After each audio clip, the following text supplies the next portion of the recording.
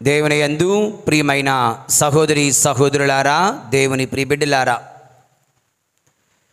రక్షకునిని దేవాలయములో కానుకగా సమర్పించుట అని యొక్క పండుగ దివ్య పూజాబలికి, ఈ వాక్య పరిచర్యకు మీ అందరికీ స్వాగతం పలుకుతూ ఉన్నాను. ఈనాటి ఉదయం దివ్య పూజాబలిలో క్రొవ్వొత్తుల ప్రదక్షిణతో దివ్య పూజాబలి నిర్వహించాం.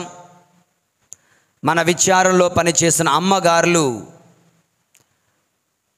వారి యొక్క ప్రమాణాలు, మతపరమైన వారి యొక్క బ్రహ్మచర్యం, పేదరికం, విధేయత అను ప్రమాణాలను అందరి సమక్షంలో నూతనీకరించుకున్నారు. ఇక అనేక విషయాలను ఉదయం దివ్య పూజాబలిలో బోధించడం జరిగింది దేవుని యందు ప్రియులారా. కనుక ఫర్ యువర్ రిఫరెన్స్ దయచేసి తప్పనిసరిగా ఉదయం దివ్య పూజాబలి వాక్యాన్ని యూట్యూబ్ ద్వారా వినండి, ధ్యానించండి. తద్వారా ఇప్పుడు చెప్పబోయేవి మరింతగా మీకు అర్థవంతం కాగలవు దేవుని యందు ప్రియులారా. ముందుగా ఈ పండగ యొక్క శుభాకాంక్షలు, దీవెనలను మీ అందరికీ అందిస్తూ ఉదయం చెప్పిన విషయాలు కొన్ని టూకీగా చెప్తాను. ఉదయం దివ్య పూజాబలిలో ఈ పండగ యొక్క ప్రత్యేకతలు 5 అని చెప్పాను. 5 పేర్లు ఉంటాయి, లేదా 5 రకాలుగా ఈ పండగను పిలుస్తారు. ఒకటి, the presentation of the Lord, దేవాలయములో బాలయేసుని కానుకగా సమర్పించడం. దేవుని వాక్యములో వ్రాయబడినట్లుగా తొలి సంతానము నాకు చెందినది, నిర్గమకాండము 13వ అధ్యాయము 1-2 వచనాలు. ప్రభు మోషేతో అంటున్నాడు, ఇశ్రాయేలులో పుట్టిన తొలిచూలు సంతతిని ఎల్లా నాకు అంకితము చేయము. మానవ సంతతి అయిన ఏమి, పశు సంతానమైన ఏమి, మొదట పుట్టినది నాదే అగును. దేవుని యందు ప్రియుల, దేవుని ఆజ్ఞ, మొదటి సంతానం ఆయనకు చెందాలి.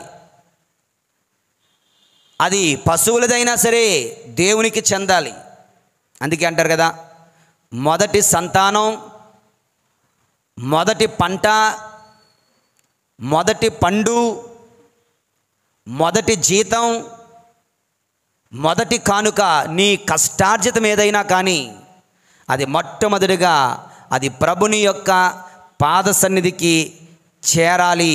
ఇది దేవుని యొక్క ఆజ్ఞ. దేవుని యందు ప్రియమైన సహోదరి సహోదరులారా,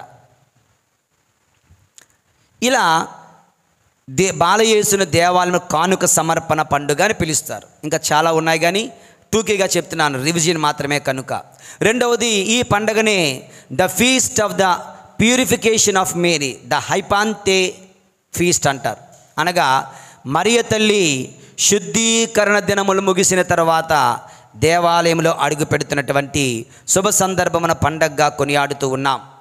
మూడవది, ద ఫీస్ట్ ఆఫ్ ఎన్కౌంటర్, పాత నిబంధన, క్రొత్త నిబంధన, పాత దేవాలయం, నూతన దేవాలయం, దేవుడు దైవ ప్రజలు కలుసుకునే సంఘటన సందర్భం ఈ పండగగా కొనియాడుతూ ఉన్నాం.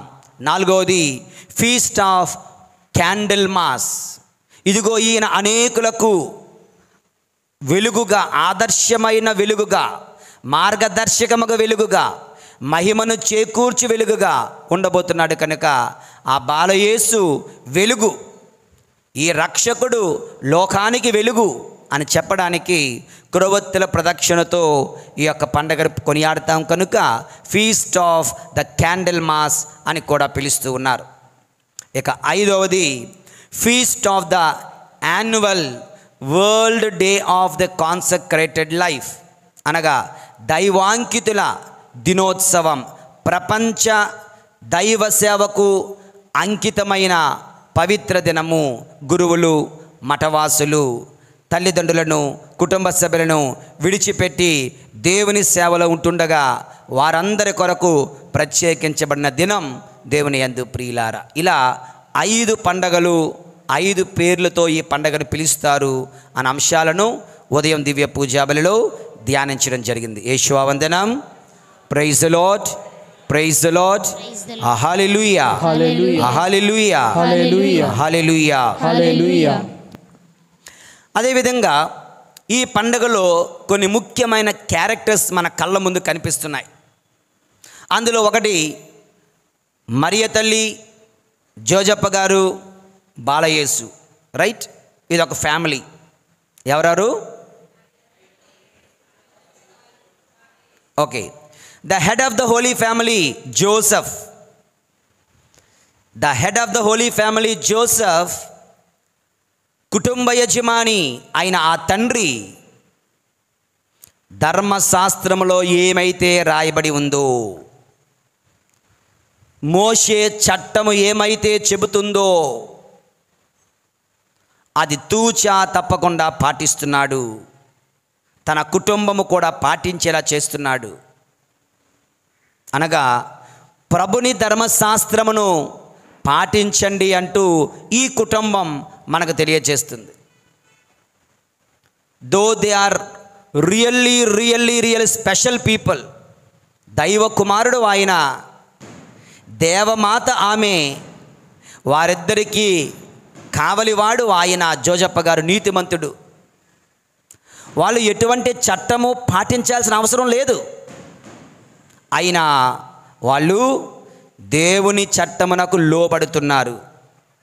ప్రతి ధర్మశాస్త్రమును పాటిస్తున్నారు. Which is lacking in our lives, which is lacking in our families.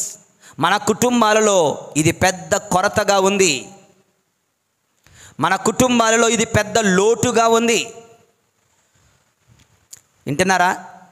కుటుంబ పెద్దలే, కుటుంబ యజమానులే, కుటుంబ యజమాని అయిన తండ్రే, కుటుంబ యజమాని అయిన తల్లే ఎక్కడికక్కడ ఎప్పటికప్పుడు దేవుని ఆజ్ఞలను భ్రష్ట పట్టించేస్తుంటారు. దేవుని ఆజ్ఞలు అతిక్రమిస్తూ ఉంటారు. ఇష్టాసారంగా దేవుని ఆజ్ఞలను అతిక్రమిస్తున్న కుటుంబాలుగా, వ్యక్తులుగా మనం జీవిస్తున్నాం. దేవుని ఆజ్ఞ నీకు నచ్చకపోతే నీ ఇష్టం వచ్చిన రాజు నువ్వు రాసేసుకుంటావు, మైండ్లో అది వెళ్ళిపోతూ ఉంటావు. అందుకే మన యొక్క జీవితాలు ఫలించడం లేదు, దీవెనకరంగా మారటం లేదు. ప్రియమైన సహోదరుడా, సహోదరి, ఈ యొక్క కుటుంబం మనకు నేర్పిస్తుంది దేవుని ఆజ్ఞలు పాటించండి. తల్లిదండ్రులారా, భార్యాభర్తలారా, కుటుంబ సభ్యులారా, బిడ్డలారా, ప్రతి చీటికి మాటికి, చిన్నదానికి పెద్దదానికి దేవుని ఆజ్ఞలు కొట్టిపడేయకండి, దేవుని ఆజ్ఞలను విస్మరించకండి అని వీళ్ళు మనకు చెప్తున్నారు. ఇవన్నీ ఉదయం దివ్య పూజాబల్లో ధ్యానం చేశాం. మరి ఈరోజు ఈ సాయంత్రం ఆరాధనలో మనము ధ్యానించబోయే అంశాలు మరొక 4 ఉన్నాయి. టూకీగా చెప్పేస్తాను దేవుని యందు ప్రియులారా. ఈ పండగలో మన కంటి ముందు కనిపించే వ్యక్తులు ఎవరెవరని చెప్పాము? Jesus, Mary, Joseph. వీళ్ళకన్నా ఇంకా ఎవరైనా కనిపిస్తున్నారా మనకి? సిమియోను, అన్నమ్మ అని ఒక ప్రవక్తి. ఓకే, తప్పుగా వీళ్ళిద్దరు భార్యాభర్తలు కాదు, సంబంధమే లేదు ఇద్దరికి. ఓకే, సిమియోను అర్చకుడు, ఒక ప్రవక్త. సిమియోను, అన్నమ్మ అని ఒక ప్రవక్తి. ఈ వృద్ధులైనటువంటి వీరిద్దరూ కూడా వేరు వేరు కుటుంబాలు లేదా వేరు వేరుకు చెందిన వాళ్ళు అయినా వీరిద్దరూ కూడా ఈరోజు మనకు అనేక అంశాలు నేర్పిస్తున్నారు. వాళ్ళు నేర్పించే అనేక అంశాలలో ఒక 4 అంశాలను జస్ట్ టూకీగా మనం నేర్చుకోవడానికి ప్రయత్నం చేద్దాం దేవుని యందు ప్రియులారా. వీరిద్దరి యొక్క ఆత్మీయ జీవితం మనకు నేర్పుతుంది ఏంటో తెలుసా? దేవుని యందు ప్రియులారా, దేవుని వాగ్దానములను వీరిద్దరూ విశ్వసించారు. ఓకే, దేవుని వాగ్దానములను విశ్వసించిన సిమియోను, అన్నమ్మ. దేవుని వాగ్దానములను విశ్వసించిన సిమియోను అనే ప్రవక్త, అన్నమ్మ అనే ప్రవక్తి. They believed in the promises of God. They believed in the promises of God. ఏంటి ఆ ప్రామిస్? మలాకీ గ్రంథము 3వ అధ్యాయం 1వ వచనం చదవండి. మలాకీ గ్రంథము 3వ అధ్యాయం 1వ వచనం. ఇదిగో నా మార్గమును సిద్ధము చేయుటకు నేను ముందుగా నా దూతను పంపుదును. అప్పుడు మీరు ఎదురు చూచుచున్న ప్రభువు అకస్మాత్తుగా దేవాలయమునకు వచ్చును. ఇక్కడ దిడీలున దేవాలయమునకు వచ్చును. దేవుని యందు ప్రియుల ప్రభు దిడీలున తన దేవాలయంలోనికి వస్తాడంటే దేవుని యందు. This was the promise. ఇది దేవుని వాగ్దానం. ఈ వాగ్దానాన్ని ఎవరు పట్టించుకోలే, కానీ వీరిద్దరూ మాత్రం ఈ వాగ్దానాన్ని పట్టుకొని జీవిస్తున్నారు. ఈ వాగ్దానము ప్రకారం జీవిస్తున్నారు. ఈ వాగ్దానము ప్రకారం వారు నిరీక్షిస్తున్నారు, వేచి ఉన్నారు. Waiting for this promise to be fulfilled. దేవుని యందు ప్రియమైన సహోదరి సహోదరులారా, మరి వీరిద్దరూ మనకు నేర్పుతున్నది ఏమిటి? మనకేం చెప్తున్నారు? మీరు దేవుని వాగ్దానాలను విశ్వసిస్తున్నారా? విశ్వసిస్తున్నారా? గొప్ప విశ్వసించేస్తున్నాం, బుర్రలు ఊపేస్తున్నారు అప్పుడే. Yes, outwardly yes, but inwardly no. బాహ్యంగా అవును అని చెప్పొచ్చేమో, ఆంతరంగికంగా నో అన్నదే కరెక్ట్ సమాధానం. దేవుని యందు ప్రియులారా, క్యాజువల్గా పైన అవును, సీరియస్లీ నో. మనమైతే ఆ దేవుని వాగ్దానములను నమ్మడం లేదు, దేవుని వాగ్దానములను విశ్వసించడం లేదు. ఇది సత్యం, ఇది నిజం. ఫర్ ఎగ్జాంపుల్, ఉపదేశకుడ గ్రంథము 12వ అధ్యాయం 14వ వచనం. ఉపదేశకుడ గ్రంథము 12వ అధ్యాయం 14 చదవండి. అందులో ఉండదు, మీరు చదవండి. ఉపదేశకుడ గ్రంథము 12వ అధ్యాయము 14వ వచనం త్వరగా. అందులో ఒక వాగ్దానాన్ని మనం చూస్తున్నాం. నరులు చేసిన పనులు మంచివి కావచ్చు, చెడ్డవిని కావచ్చు, రహస్యమైనవి కావచ్చు, కానీ వాటన్నిటికీ దేవుడు తీర్పు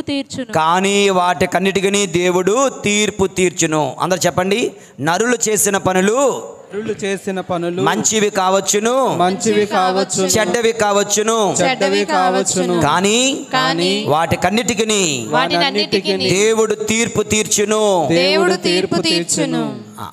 ఇది దేవుని వాగ్దానం.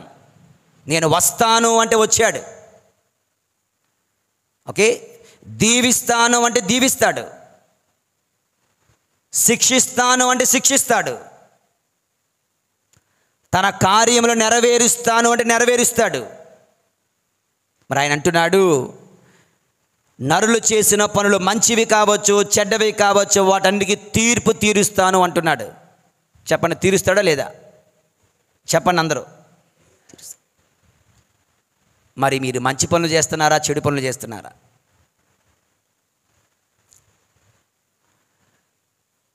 చెడు పనులు చేయడానికి భయపడుతున్నారా?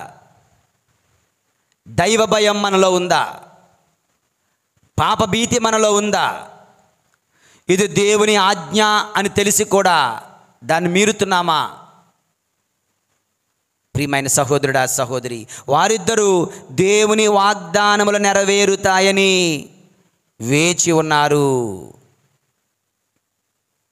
దేవుని వాగ్దానముల కొరకు వారు ఎదురు చూస్తున్నారు. మరి ఆ దేవుని వాగ్దానాల పట్ల మీకు కూడా నమ్మకం ఉంటే, దేవుని వాక్కు పట్ల మీకు నమ్మకం ఉంటే, ఆ దేవుని ఆజ్ఞలు పాటించడంలో ఎక్కువ శ్రద్ధ వహిస్తారు. ఆయనను గౌరవించడంలో ఎక్కువ శ్రద్ధ వహిస్తారు. నేను మళ్ళీ చాలాసార్లు చెప్తున్నాను, పూజకు లేటుగా రావడం, ప్రభుని అవమానించడం, యు ఆర్ డిసానరింగ్ గాడ్. ఎన్నిసార్లు చెప్పాను? 100 సార్లు, 1000 సార్లు చెప్పుంటాను. అయినా మీరు మారడం లేదు అంటే అర్థం ఏంటో తెలుసా?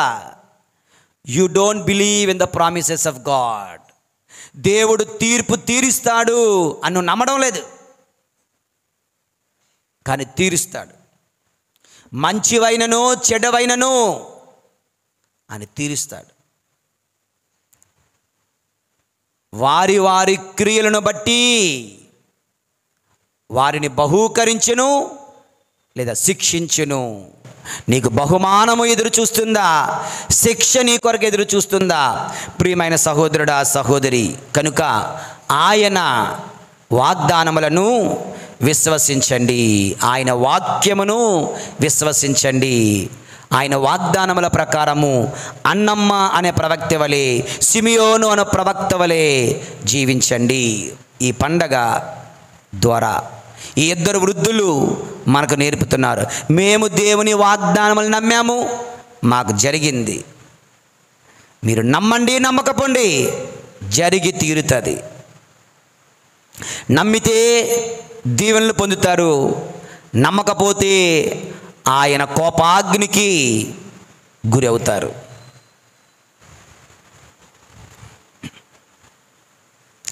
యేషువా వందనం. Praise the lord, praise the lord. Hallelujah, hallelujah, hallelujah. Okay, ఇక రెండవ ధ్యానాంశం దేవుని యందు ప్రియులారా, ఈ యొక్క సిమియోను అను ప్రవక్త, అన్నాను ప్రవక్తి మనకేం చెప్తున్నారు? ఈనాటి సువిశేషంలో ఒక వాక్యం 26వ వచనం, లూకా శుభవార్త 2వ అధ్యాయం 26వ వచనం చదవండి ఎవరైనా. ప్రభువు వాగ్దానము చేసిన క్రీస్తును చూచు వరకు అతడు మరణింపడని అతనికి పవిత్రాత్మ తెలియచేసెను. చెప్పండి అందరూ, అతడు మరణింపడని అతనికి పవిత్రాత్మ తెలియచేసెను. Praise the lord, praise the lord, praise the lord, praise the lord, praise the Lord. చెప్పండి ఇప్పుడు. అతడు మరణింపడని అతనికి పవిత్రాత్మ తెలియచేసెను. పవిత్రాత్మ తెలియజేసెను. దేవుని యందు ప్రియులు, పవిత్రాత్మ తెలియజేసిందంట. మనకి వీళ్ళిద్దరూ మనకు నేర్పుతున్న మరొక పాఠం ఏమిటంటే, పవిత్రాత్మ ప్రేరణచే జీవించిన సిమియోను, జీవించిన అన్నా అను ప్రవక్తి, పవిత్రాత్మ ప్రభావము చేత వాళ్ళు జీవించారు. They were always obedient to the promptings of the Holy Spirit. పరిశుద్ధాత్మ ప్రేరణకు ఎప్పుడు వాళ్ళు సంసిద్ధంగా ఉన్నారు. They never denied or rejected the promptings of the Holy Spirit. పవిత్రాత్మ ప్రేరణలను వారు ఏనాడు ఎప్పుడు కూడా వారు త్రోసిపుచ్చలేదు. ఈనాటి సువిశేషంలోనే 38వ వచనం చదవండి. 38వ వచనం. ఆమె ఆ క్షణముననే దేవాలయంలోనికి వచ్చి, ఆమె ఆ క్షణముననే, చెప్పండి అందరూ, ఆమె ఆ క్షణముననే దేవాలయమునకు వచ్చి, చూడండి, ఆమె 87 సంవత్సరాలుగా వేచి ఉంది కదా. బాలయేసు వచ్చి వెళ్ళడం మహా ఒక అరగంట 10 నిమిషాల్లో వెళ్ళిపోయి ఉన్నారేమో తెలీదు. కరెక్ట్గా అదే క్షణములో ఆమె వచ్చింది అంటే అర్థం ఏమిటి?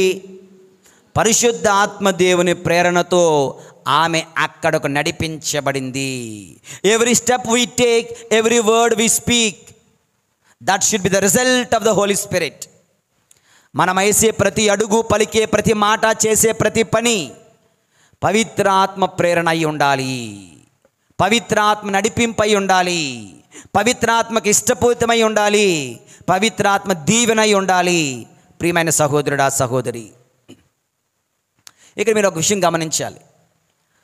పరమ తండ్రి యెహోవా దేవుడు అందరితో మాట్లాడేవాడు కాదు. ఎవరితో మాట్లాడేవాడు? మోషేతో మాట్లాడేవాడు, తర్వాత యెహోషువతో మాట్లాడాడు, తర్వాత దావీదుతో కూడా ఎప్పుడు మాట్లాడలే. దావీదుతో మాట్లాడాలంటే ఒక ప్రవక్త కావాలి. సమూవేలు కానీ, నాతాను ప్రవక్త కానీ, ఎవరో ఒకరు. సో యెహోవా దేవుడు ప్రవక్తలతో మాట్లాడాడు, ప్రజలతో మాట్లాడలే, ప్రవక్తల ద్వారా మాట్లాడాడు. కానీ పరిశుద్ధాత్మదేవుడు అందరితో మాట్లాడుతున్నాడు, అందరి హృదయాలలో ఉండి మాట్లాడుతూ ఉన్నాడు. దానినే ప్రేరణ ఆత్మ ప్రేరణ, the promptings of the Holy Spirit, the inspirations of the Holy Spirit అంటారు. అపోస్తుల కార్యములు 2వ అధ్యాయము 17వ వచనంలో వాక్యం ఏం చెప్తుందో చూద్దాం. అపోస్తుల కార్యములు 2వ అధ్యాయము 17వ వచనం. అంతిమ దినమునందు ఇట్లు జరుగునని దేవుడు చెప్పుచున్నాడు. ఇట్లు జరుగునని దేవుడు చెప్పుచున్నాడు. మానవులందరి మీద నా ఆత్మను కుమ్మరించెదను. మీ కుమారులు కుమార్తెలు ప్రవచించెదరు, మీ యువకులు దర్శనములు కలుగును, మీ వృద్ధులు కలలు కనెదరు.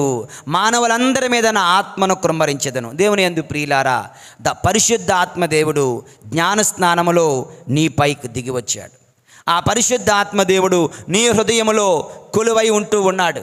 ఈ పరిశుద్ధ ఆత్మదేవుడు every day, every hour, every second, every moment ఈ స్పీకింగ్ విత్ అస్, మనతో మాట్లాడుతూ ఉన్నాడు. నిద్రపోతున్నావు అనుకో, అయ్యా నువ్వు నిద్రపోతున్నావు అని చెప్తాడు. నువ్వు లేటుగా వచ్చావనుకో, నువ్వు లేటుగా వచ్చావు ఈరోజు అని ప్రభు చెప్తున్నాడు. నువ్వు లేటుగా బయలుదేరుతున్నావు అనుకో, టైం అవుతుంది, నువ్వు బయలుదేరు అంటున్నాడు. ఒక చెత్త మాట, బూతి మాట పలికావనుకో, నువ్వు తప్పు మాట్లాడావు. ఒకరిని మోసం చేసావు, అన్యాయం చేసావనుకో, ఇది అన్యాయం, ఇది మోసం చెప్తా ఉంటాడు. గుండె లోతుల్లో నుంచి ఆయన మాట్లాడుతూ ఉంటాడు. ఈ సిమియోను ఆ మాటలు విన్నాడు. ఈ అన్నా ప్రవక్తి ఆ మాటలు విన్నారు. దాని ప్రకారం వారు జీవించారు. మరి ఈ పండగ రోజున వారిద్దరూ మనకు తెలియచేస్తున్నారు, మీరు కూడా పరిశుద్ధాత్మ ప్రేరణను ఆలకించండి. పరిశుద్ధాత్మ ఇన్స్పిరేషన్స్, గైడెన్స్ మీరు ఆలకించండి, దాని ప్రకారం మీరు జీవించండి అంటున్నారు. కనుక ఈ దివ్య పూజా బలిలో పరిశుద్ధాత్మ ప్రేరణలను వినగలిగే విధేయత,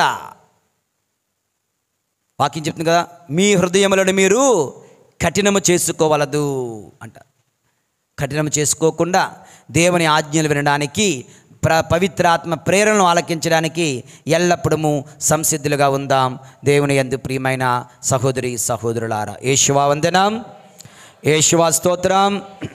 Praise the Lord. Praise the Lord. Praise the Lord. Praise the Lord. Hallelujah. Hallelujah. Hallelujah. Hallelujah. Hallelujah. Hallelujah. Hallelujah. Hallelujah. ఇక 3వ పాఠం, దేవుని యందు ప్రియమైన సహోదరి సహోదరులారా, ఈ యొక్క దివ్య పూజా బలిలో ప్రభు మనకు నేర్పిస్తూ ఉన్నారు. ఈ అన్నమ్మ, ఈ యొక్క అన్నమ్మను ప్రవక్తి, సిమియోను ప్రవక్త, వీరు దేవర్ వెయిటింగ్ ఫర్ వాట్? దేనికోసం వెయిటింగ్?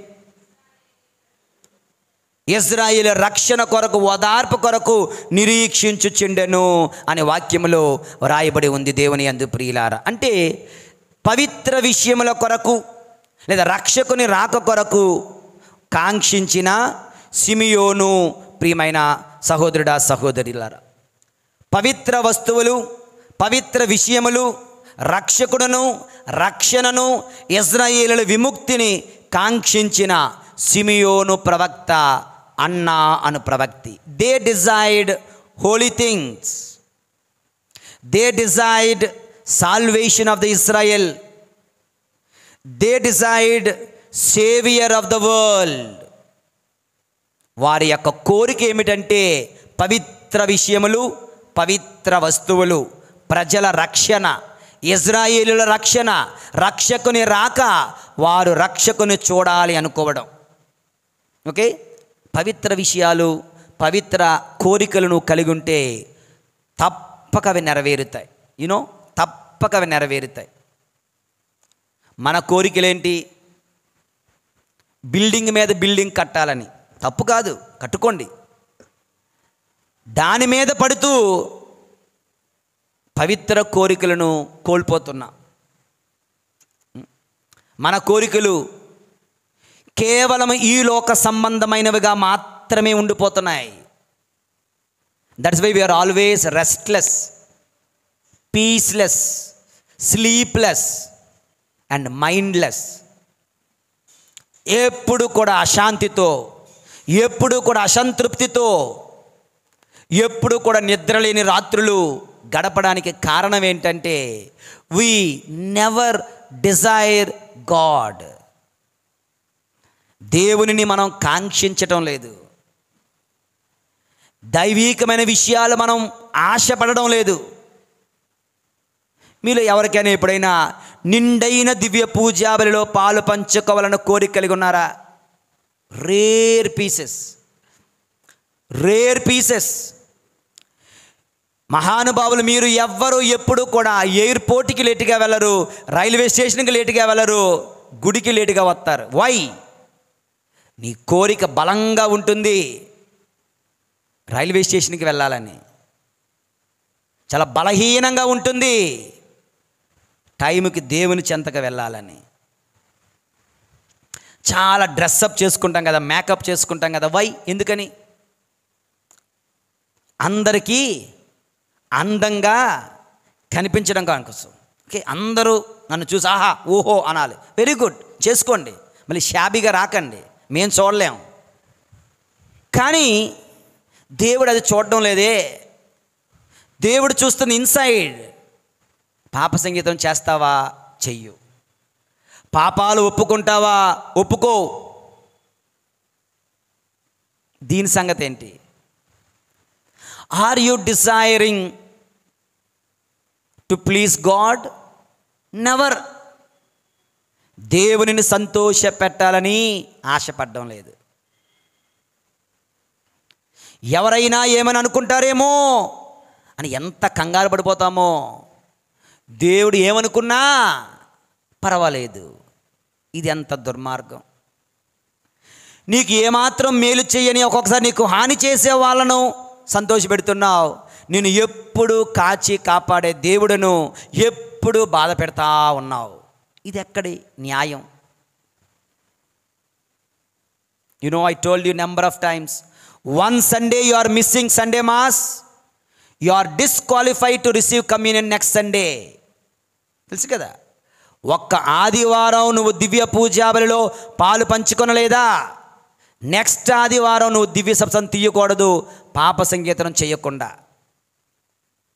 ఈ ధర్మశాస్త్రాన్ని పాటిస్తున్నావా? ఈ తిరుసభ కట్టడ పాటిస్తున్నావా? దివ్య సత్ప్రసాదము పట్ల ఉన్న ఈ యొక్క నియమాన్ని నువ్వు పాటిస్తున్నావా? We break the laws and we remain broken always. దేవుని ఆజ్ఞలను పాటించడం లేదు కనుక నీ జీవితం ముక్కలు ముక్కలు అయిపోతుంది. గమనించండి, గుర్తించండి, గ్రహించండి. వీనులున్నవాడు వినుగాక. పవిత్ర విషయములను కాంక్షించండి. దేవునిని సంతోషపెట్టే ప్రయత్నం చేయండి. యేషువావందనం. Praise the lord, praise the lord, praise the Lord. ఇక ఆఖరి సందేశం దేవుని యందు ప్రియమైన సహోదరి సహోదరులారా, ఈ వృద్ధ దంపతులు ఈ యొక్క ప్రవక్త గురించి ఒక మాట ఉంటుందండి. లాస్ట్లో ఒక మాట ఉంటుంది, చదవండి. ఆమె పెండ్లి అయి 7 సంవత్సరములు భర్తతో జీవించి ఎన్ని సంవత్సరాలుగా వృద్ధురాలైంది చూడండి. ఆ తర్వాత మనందరూ దాని ముందు వచ్చిన కూడా చూడమ్మా. అప్పుడు అన్న మన ప్రవక్తి ఉండెను, ఆశీర్వంశీయురాలు ఫనుయేలు పుత్రిక, ఆమె కడు వృద్ధురాలు. ఓకే, చెప్పనందరూ. వివాహమైన పిదప 7 సంవత్సరములు సంసారము చేసి, just 7 years. 7 years. 7 is complete number. దేవుడు చాలు అనుకున్నాడేమో. Okay, 7 years. దెన్ తర్వాత చెప్పండి. ఆ తరువాత 84 సంవత్సరములుగా విధవరాలై దేవాలయము చెంతనే ఉండిపోయెను. ఉండిపోయి కొవ్వొత్తులు అమ్ముకుంటుందా? ఉండిపోయి ఏం చేస్తుంది? బిజినెస్ చేస్తుందా? లేదు. చెప్పండి. ఉపవాసములు ప్రార్థనలు చేయుచు రేయింబవళ్ళు దేవుని సేవలో మునిగి ఉండెను. దేవుని యందు రేయింబవళ్ళు 84 సంవత్సరాలుగా దేవుని సేవలో నిమగ్నమే. అంటే దైవ సేవలో అలుపెరగని వృద్ధులైన గొప్పవాళ్ళు ఈ యొక్క అన్నమ్మ అను ప్రవక్తి, సిమియోను అను ప్రవక్త. ఓకే, దైవ సేవలో అలుపెరగని ప్రవక్తి. ఎన్ని సంవత్సరాలు వారు దేవుని సేవ చేశారండి. And they never boasted themselves, గొప్ప చెప్పుకోలే. నెవర్ కంప్లైండ్, ఎవరి మీద కంప్లైంట్స్ వాళ్ళకి లేవు. నెవర్ గాట్ డిస్కరేజ్డ్, ఇంకా ఎంతసేపు చూస్తాను, ఎప్పుడు వస్తాడు దేవుడు, వస్తాడా రాడా. Never got discouraged. అలుపెరగని దైవ సేవ, గుర్తింపు కోరుకొని దైవ సేవ,